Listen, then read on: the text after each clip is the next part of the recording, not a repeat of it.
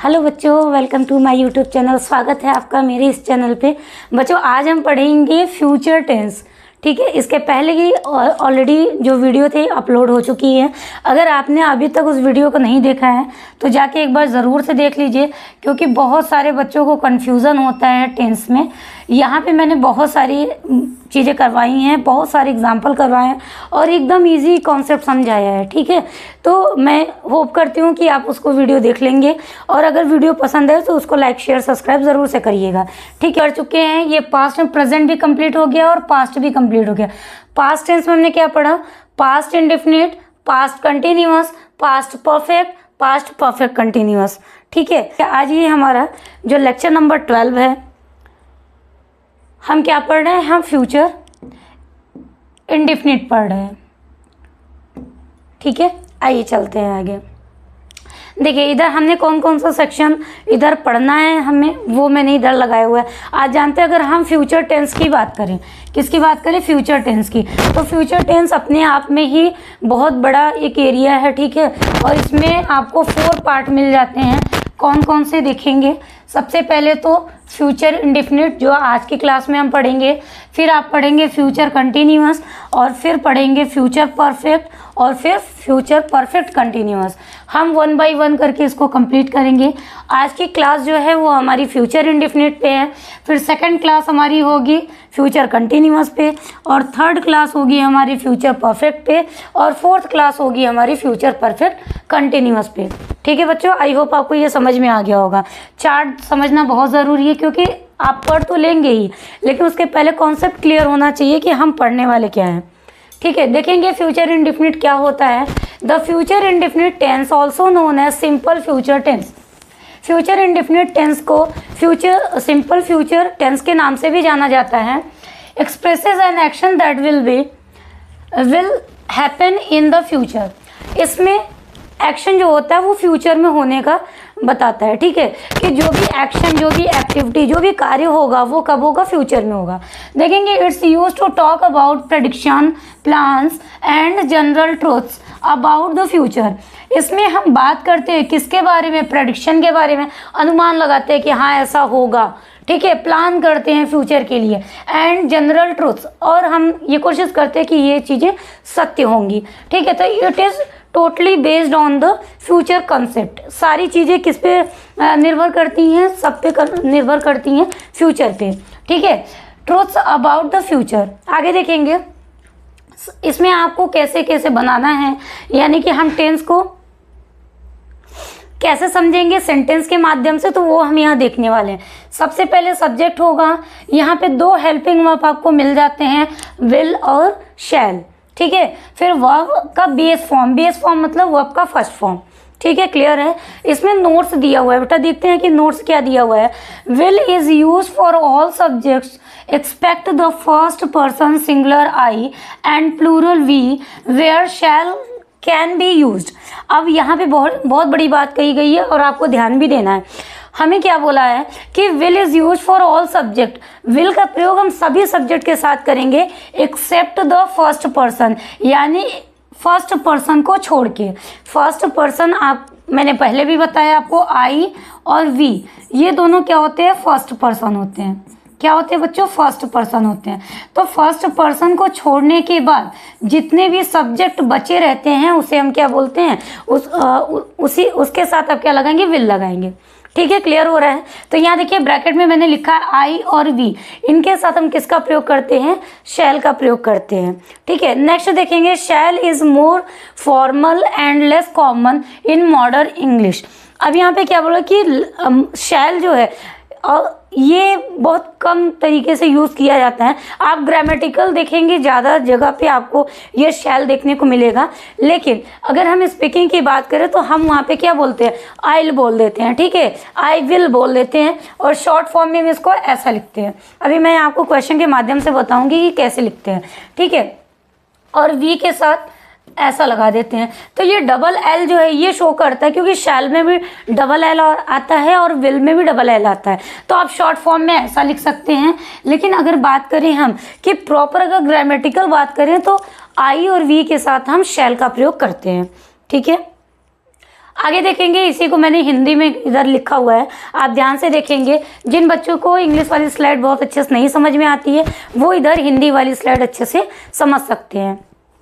देखते हैं बच्चों, इस टेंस में क्रिया का भविष्य में होने या किए जाने का बोध होता है। बोध होना मतलब कि वो आपको दिखेगा, ऐसा समझ में आएगा कि ये कार्य कब हो रहा है। फ्यूचर की बात कर रहा है ना, भविष्य की बात कर रहा है, परंतु उसकी निश्चितता प्रमाणित नहीं होती है। ये ज़रूरी नहीं है कि वो काम होगा ही, टेंटेटिव है ना, ऐसा फिक्स नहीं है।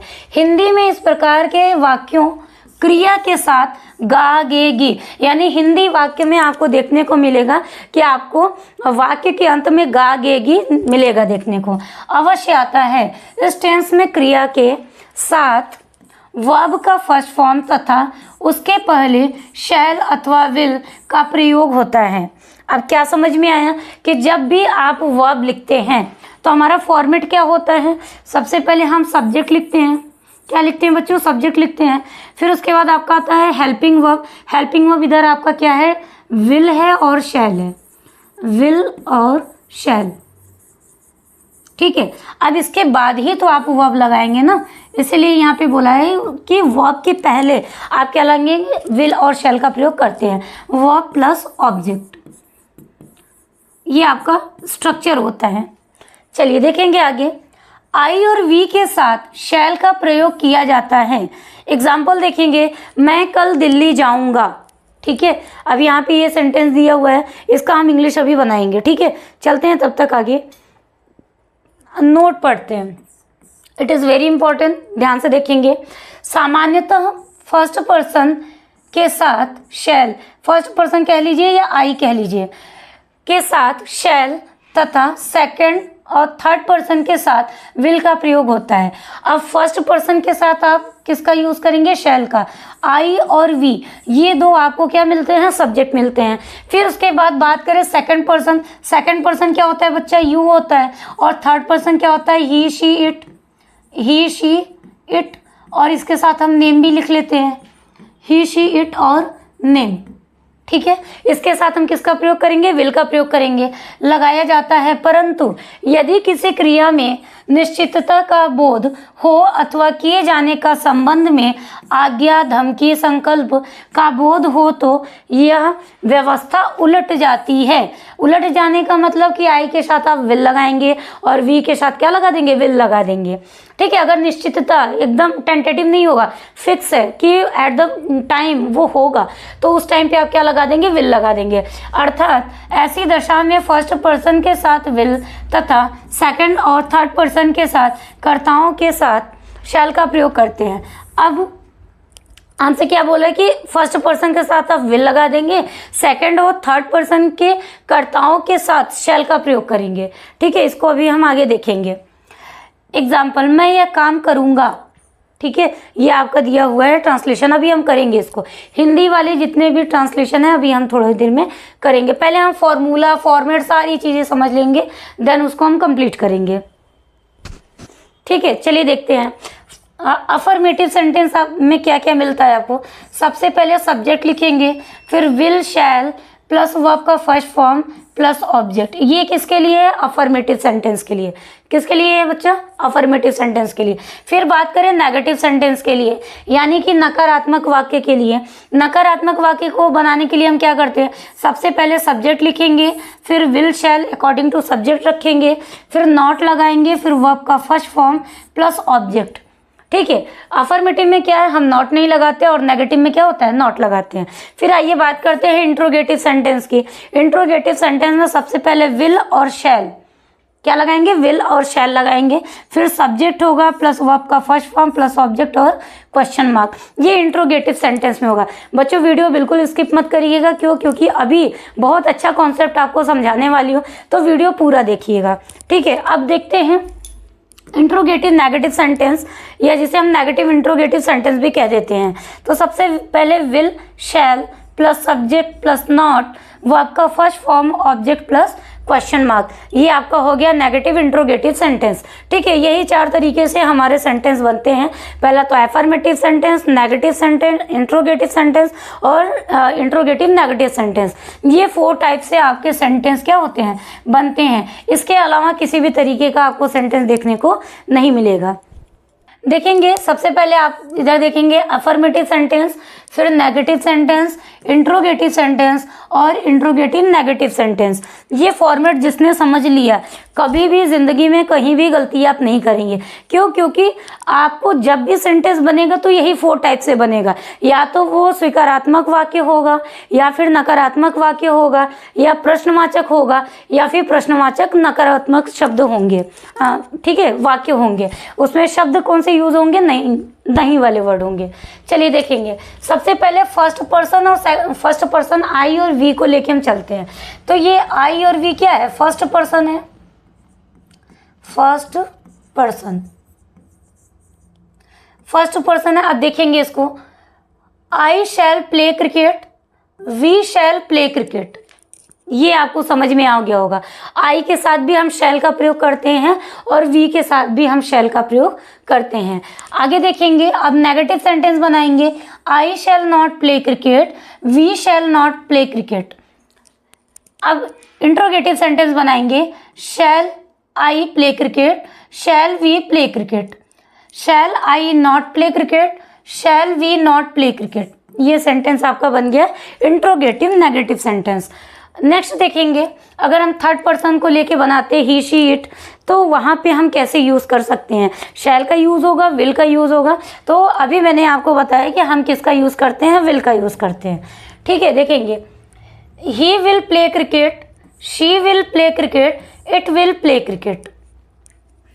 She will not play cricket, he will not play cricket, it will not play cricket.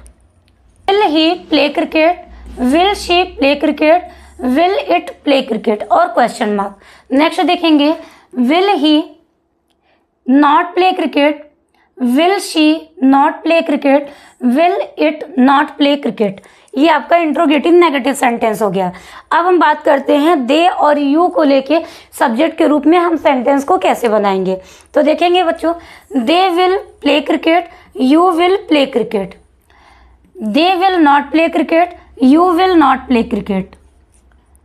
Will they play cricket? Will you play cricket?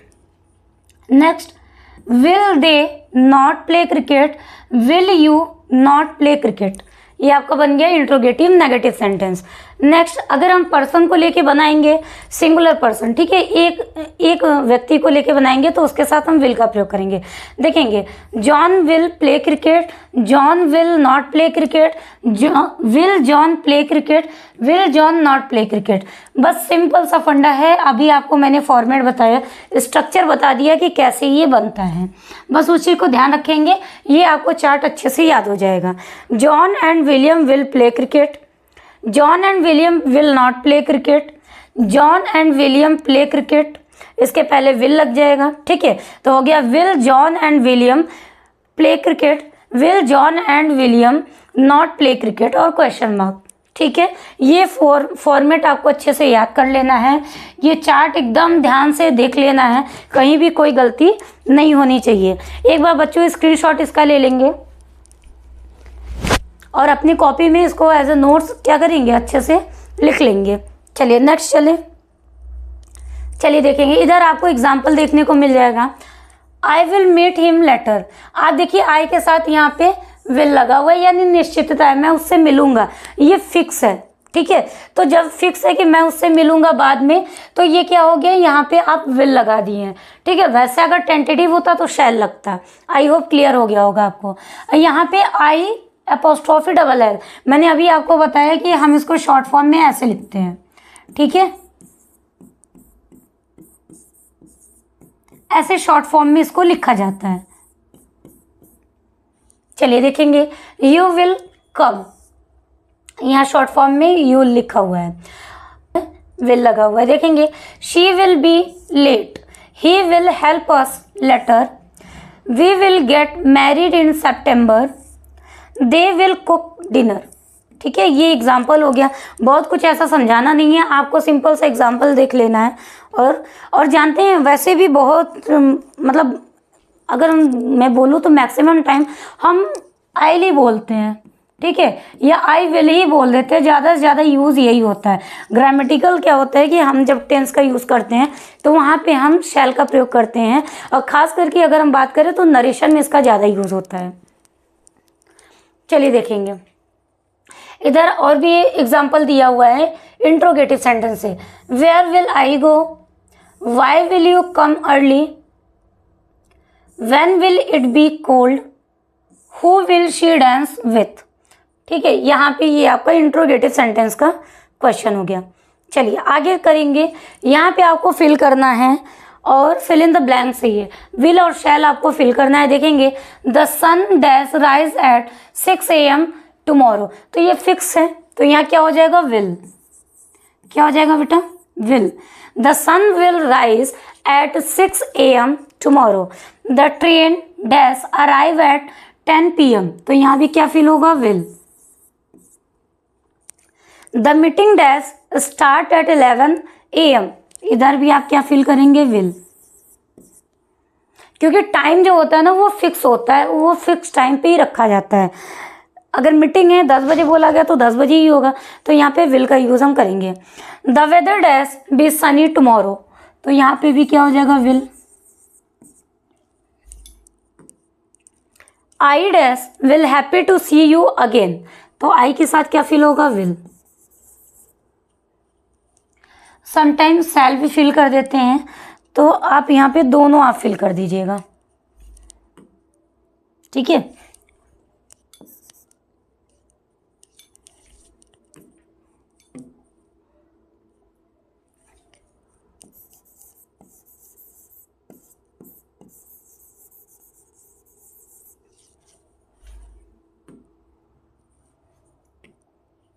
Next, I dash go to the store tomorrow, I के साथ क्या fill करेंगे, will. I will go to the store tomorrow, she will cook dinner for us tonight, तो यहाँ क्या fill हो जाएगा, will. Next, he dash study for his exam tomorrow morning, he के साथ क्या फिल करेंगे, will. He will study for his exam tomorrow morning, they will play soccer this weekend, we dash watch a movie on Friday night, इसको आप fill करिएगा। ये आपके लिए होमवर्क हो गया, ठीक है। वीडियो के लास्ट में इसको कमेंट करके मुझे बता दीजिएगा। करूँगा तो यह काम करूँगा, निश्चितता बताया जा रहा है, तो क्या हो जाएगा, I will do this work, I will do this work, ये आपका सेंटेंस बन गया, ठीक है। चलिए नेक्स्ट देखेंगे, मैं कल दिल्ली जाऊंगा, ये आपका एक सेंटेंस दिया हुआ है, तो इसको हम बनाएंगे। अब कल मैं दिल्ली जाऊंगा, ऐसा ज़रूरी नहीं है कि कल जाऊंगा ही जाऊंगा, मैं एक मतलब बात कही जा रही है, तो यहाँ पे किसका यूज़ हो जाएगा, शैल का, तो हो जाएगा I shall go to Delhi,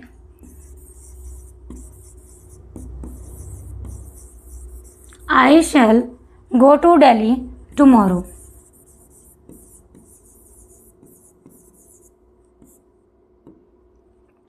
next, Hari इस वर्ष परीक्षा में उत्तीर्ण होगा, इसका आपको बनाना है, तो क्या हो जाएगा, हरी विल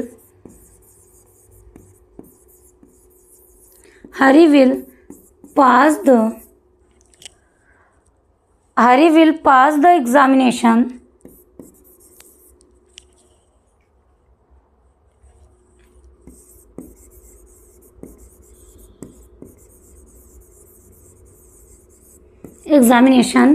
दिस ईयर, ये आपका ट्रांसलेशन बन गया। ये मैंने आपको फिगर के थ्रू समझा दिया कि फ्यूचर टेंस में हमें क्या पढ़ना है। आज की क्लास जो हमारी थी वो फ्यूचर इंडेफिनिट पे थी, कल की क्लास हमारी फ्यूचर कंटिन्यूअस पे होगी, और थर्ड क्लास हमारी जो होगी वो आपका फ्यूचर परफेक्ट पे होगा और 4th class future perfect continuous पे। ठीक है, ये हो गया हमारा। फिर ये मैंने आपको समझाया कि फ्यूचर इंडेफिनिट क्या होता है, और फिर उसके बाद हमने उससे रिलेटेड ये एग्जाम्पल देखे। एग्जाम्पल के बाद हमने ये समझा कि इसका फॉर्मूला क्या होता है, अफर्मेटिव, नेगेटिव, इंट्रोगेटिव और इंट्रोगेटिव नेगेटिव में हम सेंटेंस मेकिंग कैसे करते हैं वो मैंने बताया। हमने कुछ एग्जाम्पल समझे, फिर एग्जाम्पल के साथ साथ हमने इधर ये अपना कंप्लीट किया। ठीक है, तो फिल इन द ब्लैंक्स मैंने आपको करवाया और यहीं पे हमारा ये वीडियो क्या होता है, फिनिश होता है। आई होप आपको वीडियो अच्छी लगी होगी।